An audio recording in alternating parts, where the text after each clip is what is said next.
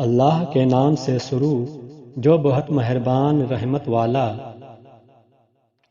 حضرت شیخ احمد دمیاطی رحمۃ اللہ علیہ فرماتے ہیں کہ میں نے اپنی والدہ ماجدہ کے ساتھ ایک قحط زدہ سال میں مصر سے خریدے گئے 2 اونٹوں پر سوار ہو کر سفر حج اختیار کیا۔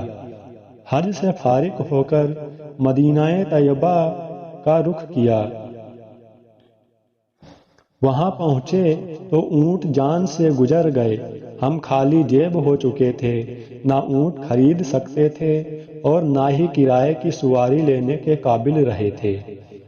میں اس تنگ دستی میں حضرت سیدنا شیخ صفی الدین قصاصی رحمۃ اللہ علیہ کی خدمت میں حاضر ہوا اور انہیں ساری کیفیت عرض کر دی۔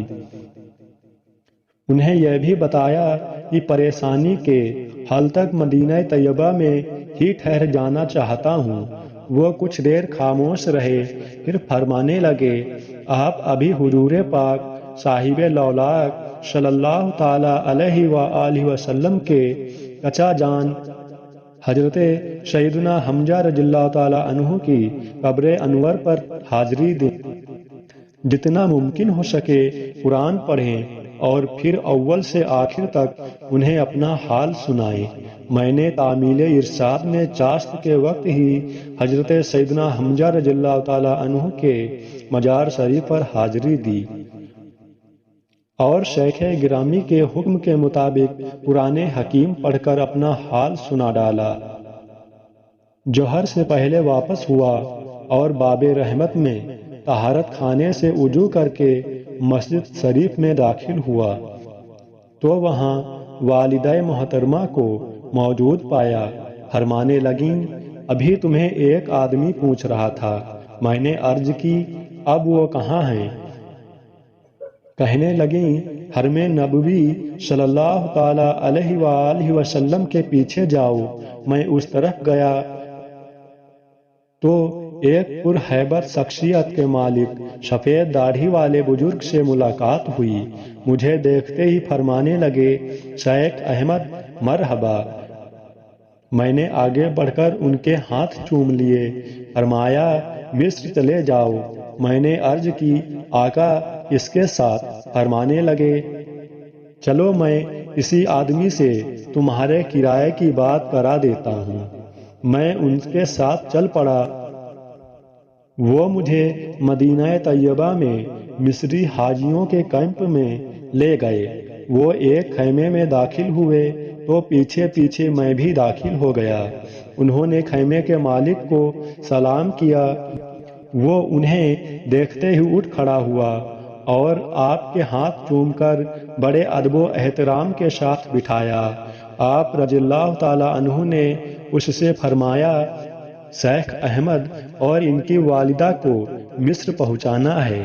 وہ مصری تیار ہو گیا تو آپ رضی اللہ تعالی عنہ نے فرمایا، کتنے پیسے لوگے؟ اس نے عرض کی، جتنے آپ کی مرضی ہوگی۔ فرمایا، اتنے لے لینا۔ اس نے بات مان لی اور آپ رضی اللہ تعالی عنہ نے اسی وقت اپنے پاس سے کرائے کا زیادہ حصہ ادا کر دیا۔ پھر مجھے فرمانے لگے، شیخ احمد اپنی والدہ اور سامان کو یہاں لے آؤ۔ میں والدہ ماجدہ اور سامان کے ساتھ واپس آیا تو اس مصری کو فرمانے لگے، باقی کرایہ تجھے مصر پہنچ کر مل جائے گا۔ اس کے بعد آپ رضی اللہ تعالی عنہ نے سورہ فاتحہ پڑھی اور اسے ہمارے ساتھ اچھا سلوک کرنے کی تاکید کی۔ پھر اٹھ کھڑے ہوئے۔ میں بھی آپ رضی اللہ تعالی عنہ کے ساتھ چل پڑا۔ جب ہم مسجد شریف پہنچے تو فرمایا، تم مجھ سے پہلے اندر چلے جاؤ۔ لہٰذا میں مسجد میں داخل ہوا اور ان کا انتظار کرنے لگا۔ جب نماز کا وقت ہو گیا تو میں نے ان کو ڈھونڈا لیکن وہ نظر نہ آئے۔ بعد نماز بھی میں نے بار بار تلاش کیا مگر نہ ملے۔ پھر میں اس آدمی کے پاس پہنچا جسے وہ کرایہ دے کر آئے تھے۔ جب میں نے اس سے آپ کے بارے میں دریافت کیا تو وہ کہنے لگا، میں تو انہیں نہیں پہچانتا، اور آج سے پہلے انہیں دیکھا بھی نہیں تھا، مگر جب وہ میرے پاس تشریف لائے تھے تو مجھ پر ایسا خوف اور اتنی ہیبت طاری ہوئی جو اس سے پہلے کبھی نہیں ہوئی تھی۔ میں لوٹ آیا اور انہیں دیگر مقامات پر بہت تلاش کیا لیکن وہ نہ مل سکے۔ جب میں حضرت سیدنا شیخ شفیع الدین احمد قصاصی رحمۃ اللہ علیہ کی خدمت میں حاضر ہوا اور ان کو ساری بات بتائی تو فرمانے لگے، وہ سید الشہداء حضرت سیدنا حمزہ رضی اللہ تعالیٰ عنہ کی روح پاک ہی تو تھی جو جسمانی شکل میں تمہارے سامنے آئی تھی۔ پھر میں اس آدمی کے پاس پہنچا جس کے ساتھ مصر جانا تھا اور باقی حاجیوں کے ساتھ سفر پر روانہ ہو گیا۔ اس نے دوران سفر محبت و اکرام اور حسن اخلاق کا ایسا مظاہرہ کیا کہ میں حیران رہ گیا۔ یہ سب کچھ حضرت سیدنا حمزہ رضی اللہ تعالیٰ عنہ کی برکت تھی۔ اللہ عز و جل ان کے وسیلے سے ہمیں نفع عطا فرمائے۔ اس حکایت سے جہاں رسول اکرم نور مجسم صلی اللہ تعالیٰ علیہ وآلہ وسلم کے چچا جان سید الشہداء حضرت سیدنا حمزہ رضی اللہ تعالیٰ عنہ کی شان معلوم ہوئی، وہیں یہ درس بھی ملا کہ مزارات مبارکہ پر جا کر تلاوت قرآن کرنا بہت سارے ثواب کے ساتھ ساتھ صاحب مزار کی خوشی اور ان کی توجہ حاصل کرنے کا ذریعہ بھی ہے۔